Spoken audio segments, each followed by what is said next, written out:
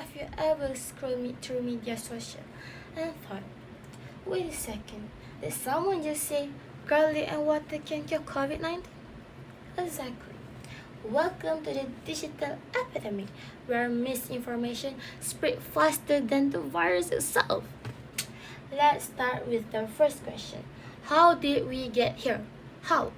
Social media has transformed how people share and access health information. Platforms like Facebook, Twitter, and Instagram. These platforms have made it easy, super easy, to post anything, whether it's true or false. According to Benaim and Kamil Baublus, misinformation about COVID-19 vaccine and treatment spread rapidly during the pandemic, especially across social media. Yup, try imagine to find the facts while drowning in the false one, in the fake one. It's exhausting, right? That's because a lot of fake posts use emotional language, conspiracy theories, or so-called fake news to sound convincing. Our minds are wired to believe things that seem similar or popular online. That's why misinformation can fool even smart people like me. That's true. Because according to the World Health Organization 2020, people who relied on social media for COVID-19 news were more likely to believe in misinformation. Exactly. It's like choosing TikTok over the real doctor. Hmm. This sounds funny, but it's scary when health is on the line.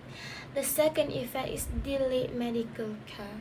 When people believe fake health claims, they often avoid proper treatment.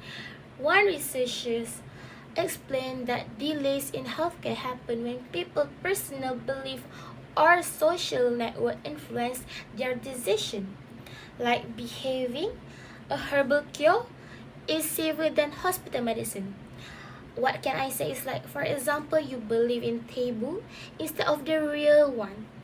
Yes, according to the David Baker 2020, the constant change in COVID-19 guidelines caused many people to lose faith in health authorities altogether. But it doesn't stop there. Fake news can also hurt our mental and social well-being. Constant exposure to misinformation can cause confusion, fear, and stress. When we don't know what reals anymore, it's easy to feel anxious and hopeless. So how do we stop this digital epidemic? Well, the cure isn't garlic or bleach, guys.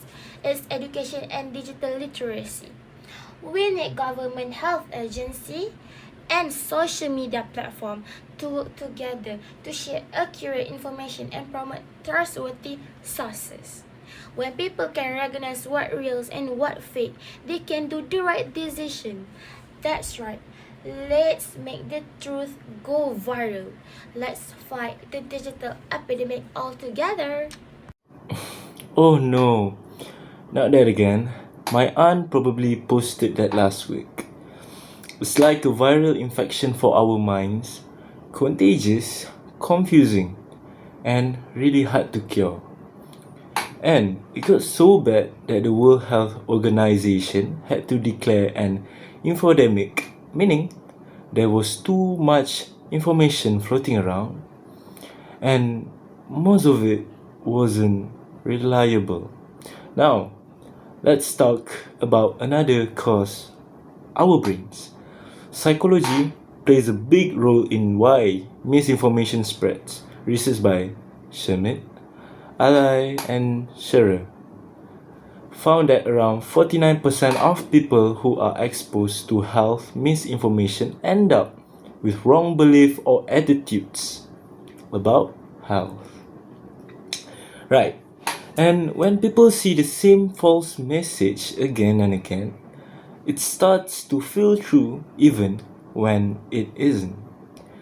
But there's another big reason people are losing trust in official institutions.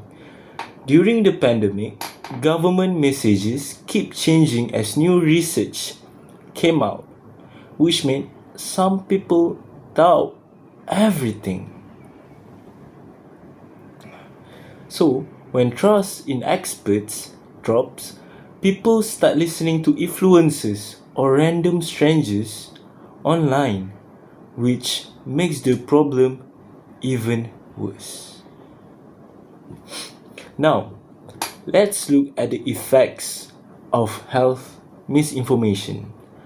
Because it's not just annoying, it's dangerous. The first effect is vaccine hesitancy.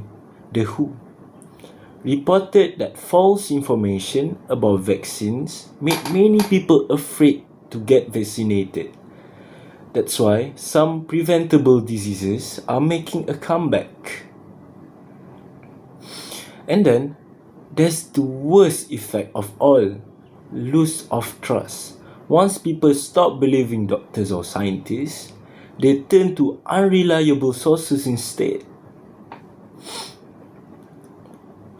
When trust disappears, misinformation wins. Exactly as O'Keefe pointed out, how people react to misinformation depends on who's sharing it and how the message is framed. So, even if it looks harmless, the emotional effect can be huge.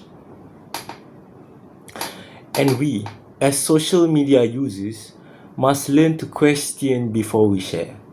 Check the source, verify the facts, and think twice before reposting anything that sounds too shocking to be true. So the next time you see a dramatic post claiming a miracle cure in 3 Not everything viral is true, and you need to remember it, guys.